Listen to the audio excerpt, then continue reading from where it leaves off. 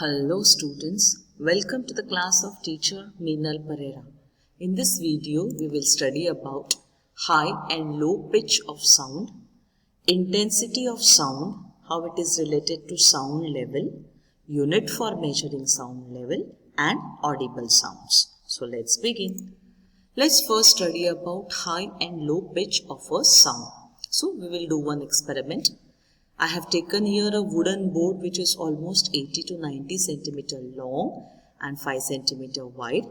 I have hammered two nails, one at this end and one at this end, few centimeters away from the two ends. Tie the ends of a thin metal wire to the nail. I have also tied a thin metal wire so that the wire is stretched tightly between them. Okay, so I have just taken nails and a wire is tied to them. Insert a wedge-shaped wooden or plastic block under the wire. This is the wedge shape. This is one wedge shape here. This is one wedge shape here. So I have inserted it under the wire. Okay, and then I have plucked the wire lightly. Okay, so when I plug the wire, obviously some sound will be heard and we can see that the wire is vibrating. Okay, so initially when only nails are there, if I am plucking the wire, nothing will happen. But as you can see here is, I have inserted this wedge-shaped wooden blocks so that my wire is more tight. Okay, so that when I plug the wire, it makes the sound and it also vibrates.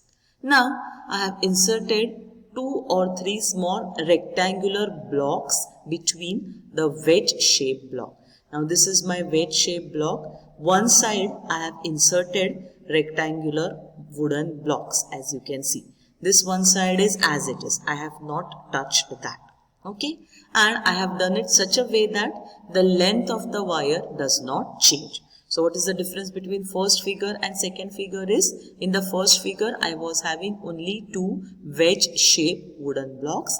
In the second figure or in the second diagram, I have inserted rectangular wooden blocks.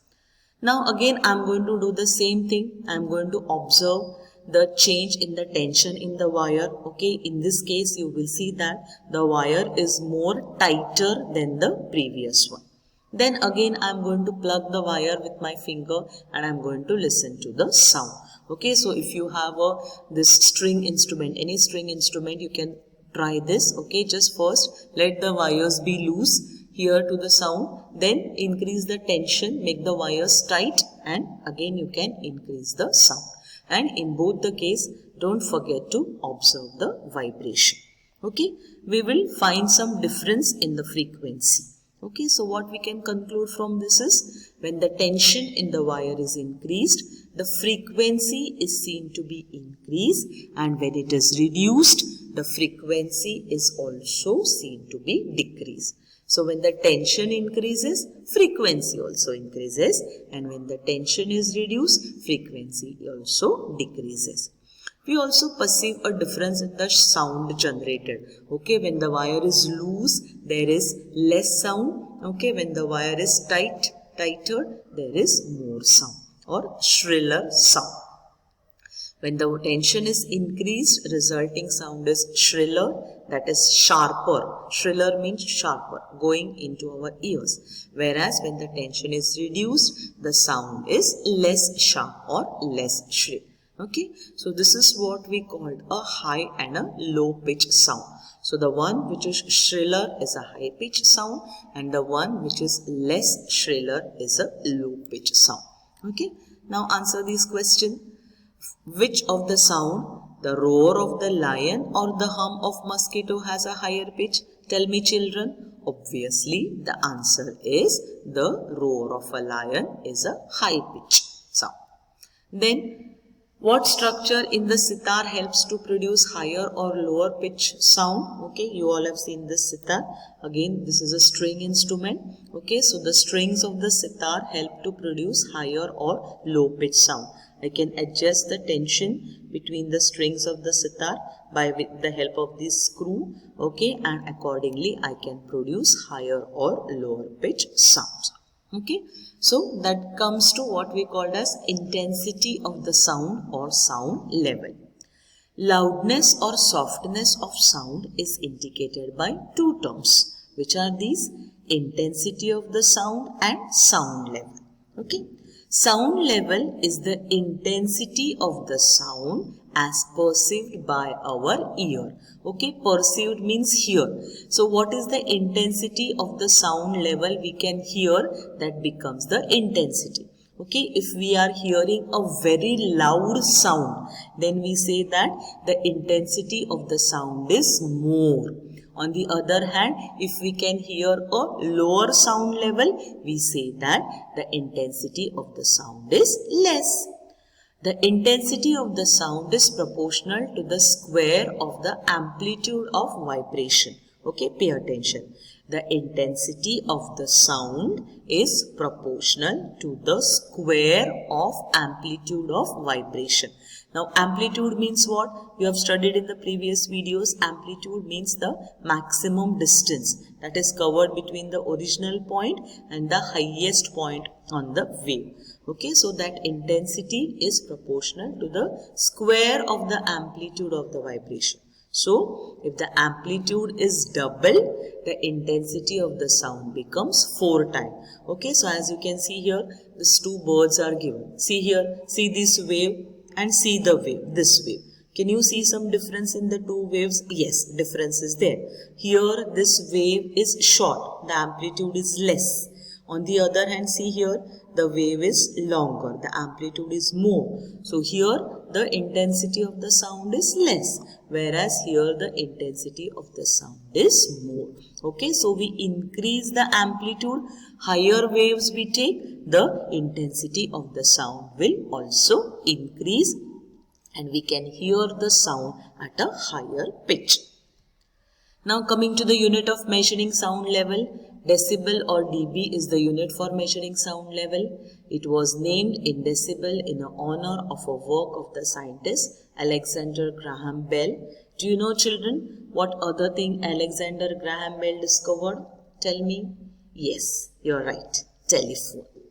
The magnitude of sound level, decibels, can be deduced from the intensity of the sound using a mathematical formula. Okay, so in higher standard, you will study how we are going to find the magnitude of sound level. Magnitude means numerical value. Any number is there, that is called magnitude value. When intensity of sound becomes 10 times the original, the sound level is increased by 10 decibel.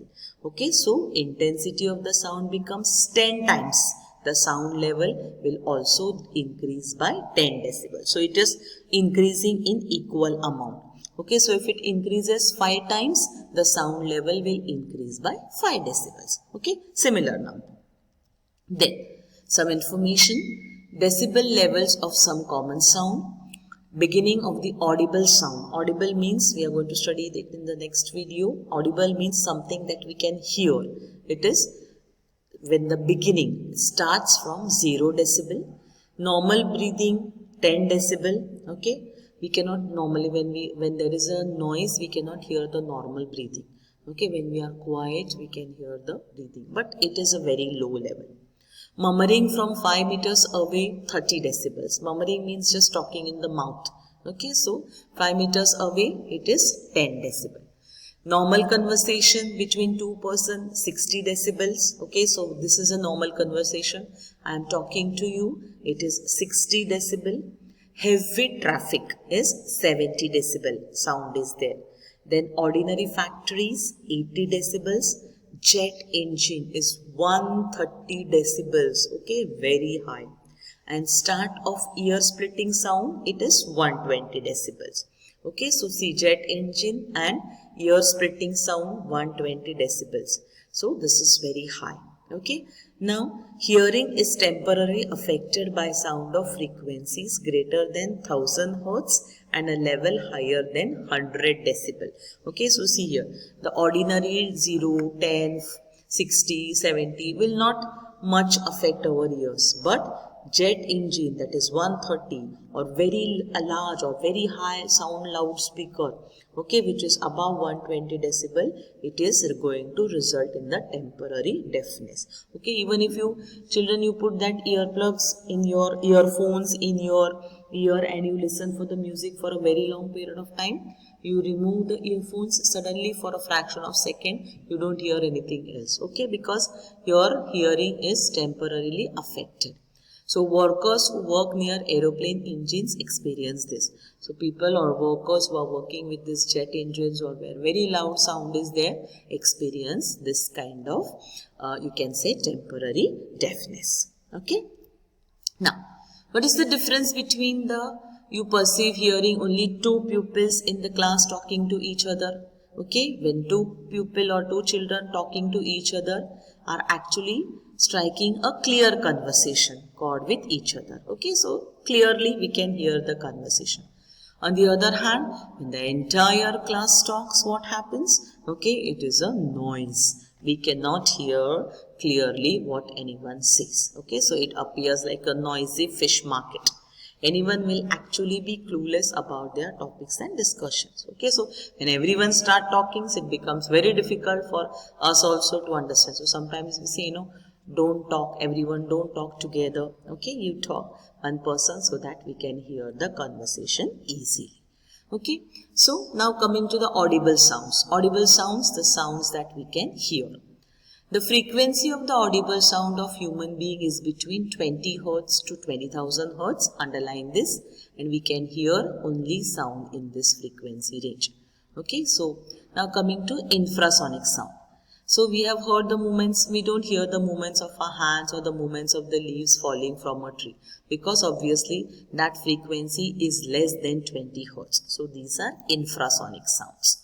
Okay, or even if the oscillation of the pendulum we cannot hear. Okay, so because it is less than 20 Hz. So here we can see the oscillator and a swing, 3 to 4 oscillations in the second, and if any sound is generated, we cannot hear the sound as such. It is very low. Humans cannot hear the sounds of frequencies less than 20 Hz. In the above example, oscillations did take place, but no sound was heard. So as I told you, it is less than 20 Hz. A sound with a frequency less than 20 Hz is called as infrasonic sound. Okay, sound waves with a frequency can be produced by some animals like whales, elephants and rhinos. Okay, so they can produce this infrasonic sound. Then moving further to ultrasonic sounds. Now these are the sounds which are frequency higher than 20,000 Hz. Okay, again these are the sounds that we cannot hear, but some animals like dog, bat, dolphin can hear such sound.